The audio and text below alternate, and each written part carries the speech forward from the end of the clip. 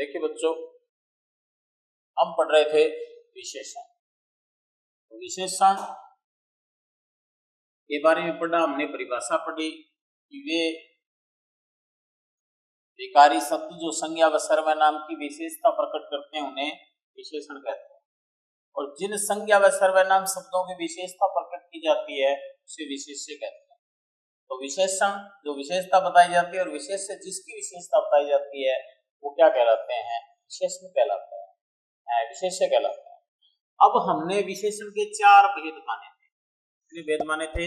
चार। विशेषण के कितने भेद होते हैं? चार। नंबर एक, पहला पढ़ा था हमने गुणवाचक विशेषण। कौन सा विशेषण है? गुणवाचक विशेषण। गुणवाचक विशेषण को हमने पूरा कर लिया। आज अपना जो विशेषण अगला रहेगा जिसका नाम है संख्यावाचक विशेषण। संख्यावाचक विशेषण।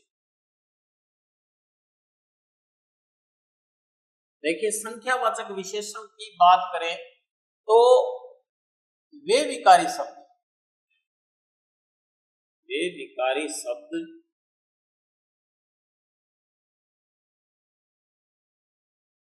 या वे विशेषण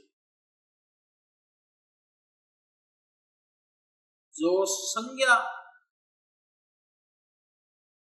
शब्दों की संख्या का बोध करवाते हैं। संख्या का बोध करवाते हैं।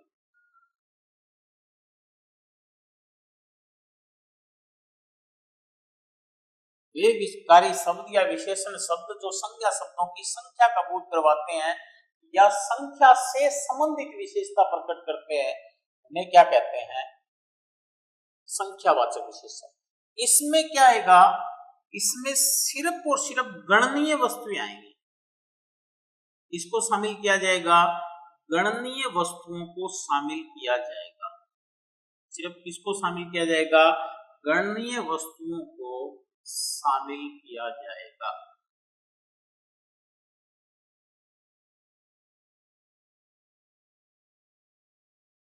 जैसे 4 आम। तो आम कितने हैं? ये इनकी संख्या है, कितनी है? 4 है। कितनी है? 4 है। जैसे 20 मेज की संख्या कितनी है? 20 है। इसकी गणना की जा सकती है। जैसे बात करें 100 कलम, तो कलम की संख्या भी क्या है? संख्या का बोध करवा रहा है ये तीनों। ये शब्द संज्ञा है और संज्ञा के शब्दों का बोध, संख्या का बोध कौन करा रहा है? 4 शब्द। इसकी संख्या का बोध कौन करा रहा है? 20 शब्द। और इसकी कौन करा रहा है? 100 शब्द। तो ये 4, ये 20, ये 100, ये कौन से विशेषण है? संख्यावाचक विशेषण। ये कौन से हैं? संख्या वाचक विशेषण। और ये जो आम है, ये जो मेज है, ये जो कलम है, ये क्या है? विशेष्य शब्द। ये क्या है? विशेष्य शब्द। और ये विशेष्य शब्दों की संख्या से संबंधित विशेषता बतला रहे हैं, इसलिए इनको कहते हैं संख्यावाचक विशेषण। इसको क्या कहते हैं? संख्यावाचक विशेषण। आगे बात करें संख्यावाचक विशेषण। संख्यावाचक विशेषण को दो भागों में बांटा जाता है। एक होता है निश्चित संख्यावाचक, निश्चित संख्यावाचक।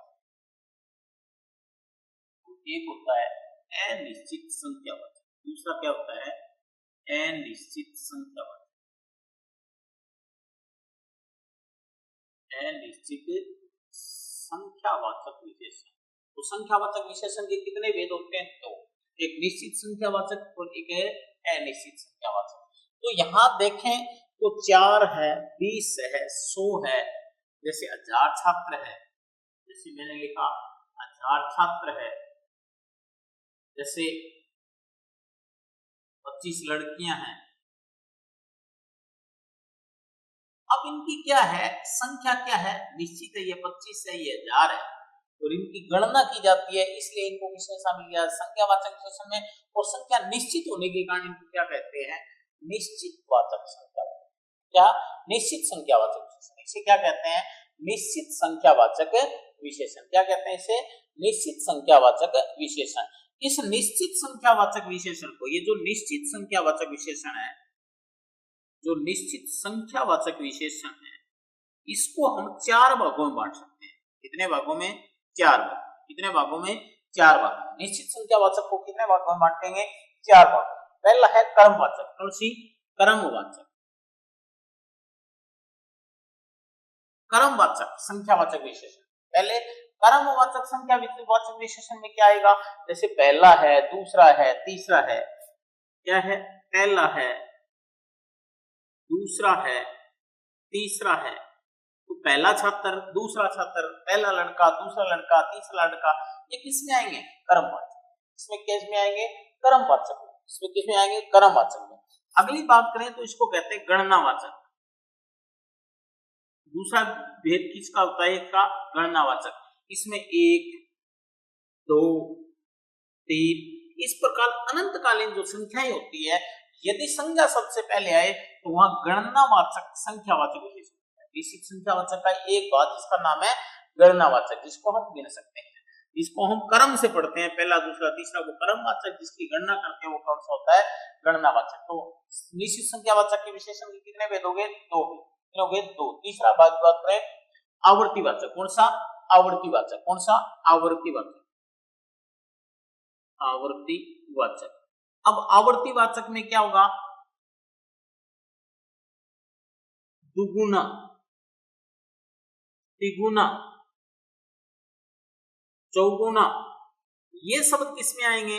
ये शब्द आएंगे आपके आवर्तीवाचक में। इसमें शामिल किया जाएगा इनको आवर्तीवाचक में शामिल किया जाएगा। किसमें शामिल किया जाएगा? आवर्तीवाचक। अब अंतिम रह जाता है समुदायवाचक। क्या रह जाता है? समुदायवाचक। समुदायवाचक। अब समुदायवाचक में क्या हो जाएंगे? जैसे सैकड़ों हैं, हजारों हैं, लाखों हैं। सैकड़ों हैं,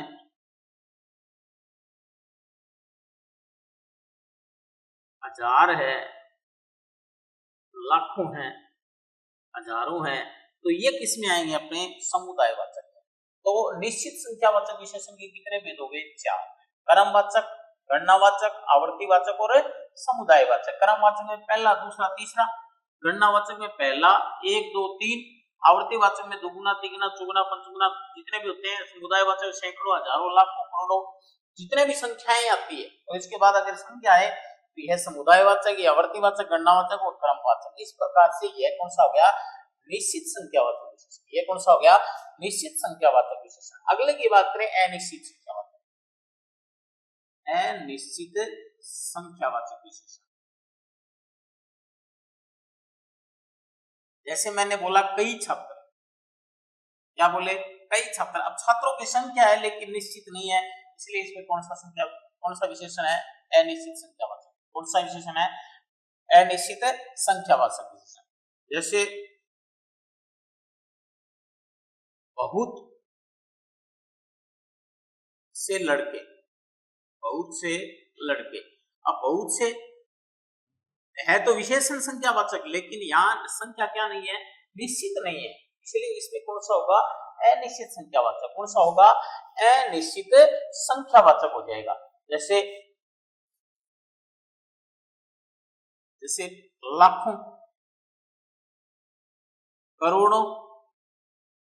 अब लाख भी हो सकते हैं, करोड़ भी हो सकते हैं। यदि ये संख्याएं पहले आ जाए तो यह कौन सा होता है? अनिश्चित संख्यावाचक विशेषण होता है। यह कौन सा विशेषण होता है?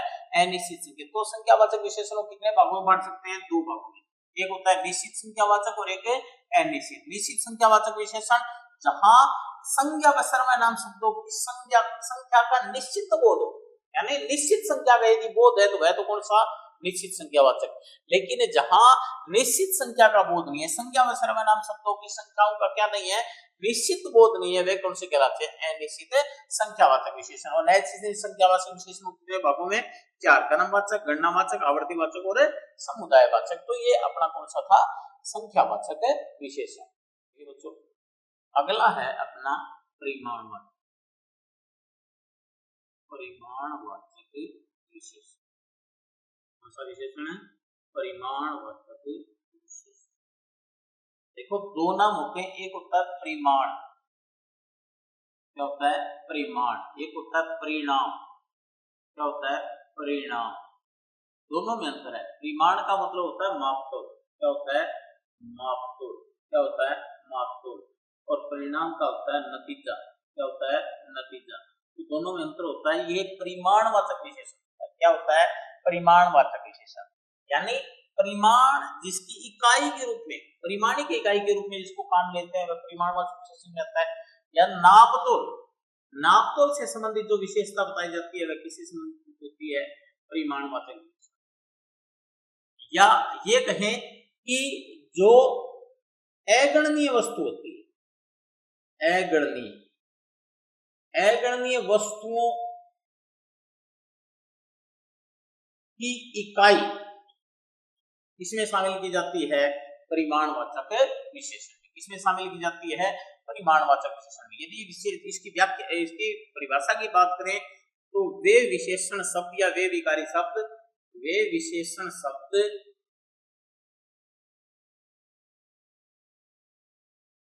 जो संज्ञा शब्दों की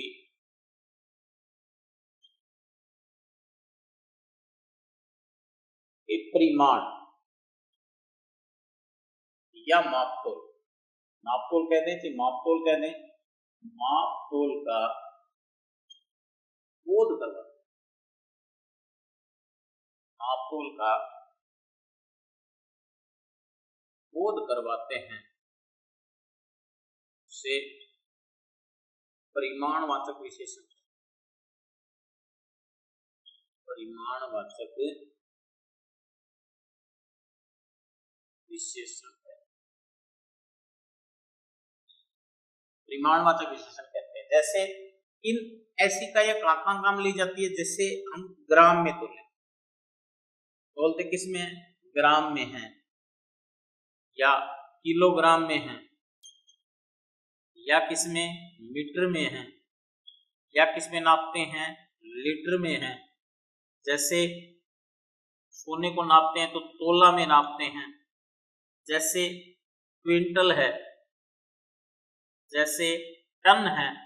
ये सारी इकाइयां किसमें आती है? परिमाणवाचक, किसमें आती है? परिमाणवाचक विशेषण में काम ली जाती है। और यदि इनसे पहले संख्या शब्द लगा करके आगे संख्या शब्दों का प्रयोग कर दिया जाए तो वहां कौन सा विशेषण होता है? परिमाणवाचक विशेषण। जैसे मैंने लिखा चाय, क्या लिखा? चाय, और मैं इसको लिख दूं 100 ग्राम चाय। कितनी ग्राम चाय? 100 ग्राम चाय। तो 100 ग्राम शब्द है वो कौन सा विशेषण है? परिमाणवाचक। कौन सा विशेषण है? परिमाणवाचक। जैसे मैंने लिखा 2 किलोग्राम चीनी, क्या लिखा?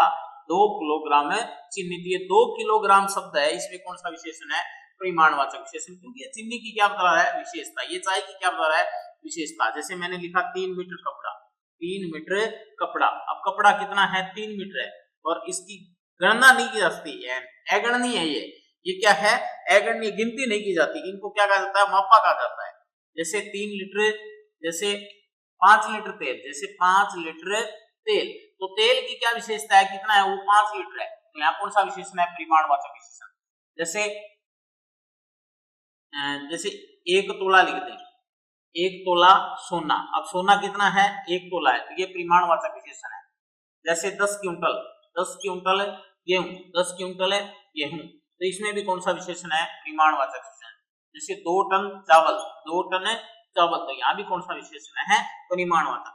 तो ये प्रमाणिक इकाइयां जहां काम में ली जाती है और वो किसी की विशेषता बतलाए या उसकी ओर इशारा करे तो वहां कौन सा विशेषण होता है? परिमाणवाचक विशेषण। तो ये सारे के सारे किसके उदाहरण है? परिमाणवाचक विशेषण के उदाहरण है। इसके उदाहरण है परिमाणवाचक विशेषण के उदाहरण है। अब बात करें परिमाणवाचक विशेषण, क्या पढ़ रहे हैं? परिमाणवाचक विशेषण। अब परिमाणवाचक विशेषण भी 2 प्रकार के होते हैं। कितने प्रकार के होते हैं? 2 प्रकार के। एक होता है निश्चित, निश्चित परिमाणवाचक, निश्चित परिमाणवाचक विशेषण, और एक होता है आपका अनिश्चित परिमाणवाचक, अनिश्चित परिमाणवाचक विशेषण। अब निश्चित परिमाणवाचक विशेषण क्या होता है? वे विशेषण शब्द जो संज्ञा शब्दों के निश्चित परिमाण का बोध करवाए, निश्चित मापतोल का बोध करवाए, वे कौन से कहलाते हैं? निश्चित परिमाणवाचक विशेषण। और वे विशेषण शब्द जो संज्ञा शब्दों के निश्चित परिमाण का बोध नहीं करवाते हैं, बोध तो करवाते हैं लेकिन निश्चित परिमाण का बोध नहीं करवाते हैं, उन्हें क्या कहते हैं? अनिश्चित परिमाणवाचक विशेषण कहते हैं। उसे क्या कहते हैं? अनिश्चित परिमाणवाचक विशेषण कहते हैं। अब बात करें निश्चित परिमाणवाचक विशेषण में, तो वही आ जाएगा ग्राम, जैसे 200 ग्राम, 200 ग्राम चाय, 5 किलो चीनी, 3 क्विंटल बाजरा, 2 मन चावल। अब इसके परिमाण का हमें पता है, ये कितना किलो है? 200 किलो है। ये कितना किलो है? 5 किलो है। ये 200 ग्राम है। ये कितने ग्राम है? 200 ग्राम है। ये कितने किलो है? 5 किलो है। ये कितने क्विंटल है? 3 क्विंटल है। ये कितने मण है? 2 मण है। अपने को पता चल गया कि 2 मण का मतलब कितने हैं? 40 किलो है। चावल कितने हैं? 40 किलो है। यहाँ इसके परिमाण की निश्चितता का बोध है कि निश्चित है, इसलिए इसको क्या कहेंगे? निश्चित परिमाणवाचक विशेषण। क्या कहेंगे इसको? निश्चित परिमाणवाचक विशेषण कहेंगे। लेकिन जहां परिमाण की निश्चितता का बोध नहीं हो, जहां परिमाण की निश्चितता का बोध नहीं हो, वहां कौन सा विशेषण होता है? अनिश्चित परिमाणवाचक विशेषण होता है। वहां कौन सा होता है? अनिश्चित परिमाणवाचक विशेषण। जैसे कुछ चाय,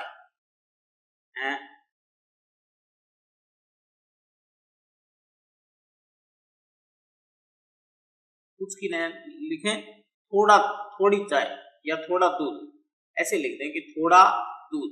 अब दूध को नापते हैं लेकिन उसके परिमाण का पता नहीं है कितना है। या कम कपड़ा, या क्या बोले? कम कपड़ा, या थोड़ा कपड़ा बोल दें। कुछ टन चावल। अब चावल है, परिमाण भी है, लेकिन कुछ टन का मतलब ना तो वो पूरा टन मान सकते, ना टन से अधिक मान सकते, ना कुछ कम मान सकते। तो ये कौन से होते हैं? अनिश्चित परिमाणवाचक। ये कौन से होते हैं? अनिश्चित परिमाणवाचक। तो हम क्या पढ़ रहे थे? परिमाणवाचक विशेषण। परिमाणवाचक विशेषण क्या होता है? वे विशेषण शब्द जो संज्ञा शब्दों के परिमाण का या मापतोल का बोध करवाते हैं, उन्हें क्या कहते हैं? परिमाणवाचक विशेषण कहते हैं। तो हमने पढ़ा 100 ग्राम चाय, तो 100 ग्राम क्या है? परिमाणवाचक विशेषण। चीनी पढ़ी हमने, 2 किलो चीनी क्या है? परिमाणवाचक विशेषण। कपड़े की विशेषता क्या है? 3 मीटर, तो परिमाणवाचक विशेषण। तेल कितना है? 5 लीटर, तो क्या है? परिमाणवाचक विशेषण। सोना है कितना है? 2 तोला है, तो 2 तोला क्या है? परिमाणवाचक विशेषण। गेहूं क्या है? 10 क्विंटल, तो 10 क्विंटल भी क्या है? परिमाणवाचक। चावल क्या है? 2 टन, तो 2 टन क्या है? परिमाणवाचक विशेषण। उसके बाद हमने परिमाणवाचक विशेषण को कितने भागों में बांटा? 2 भागों में। एक होता है निश्चित परिमाणवाचक और एक क्या होता है? अनिश्चित परिमाण। निश्चित परिमाणवाचक में क्या होता है? ये परिमाण होते हैं ना, वो निश्चित होते हैं। परिमाण क्या होते हैं? निश्चित होते हैं। वो संज्ञा शब्दों के परिमाण का निश्चित बोध करवाते हैं, निश्चितता का बोध कराते हैं, वो निश्चित परिमाणवाचक। और जहां निश्चितता का बोध न हो, वे क्या कहलाते हैं? अनिश्चित परिमाणवाचक विशेषण कहलाते हैं। उसको क्या कहते हैं? अनिश्चित परिमाणवाचक विशेषण कहते हैं। तो इस प्रकार से हमने अब इसको पढ़ लिया, परिमाणवाचक विशेषण।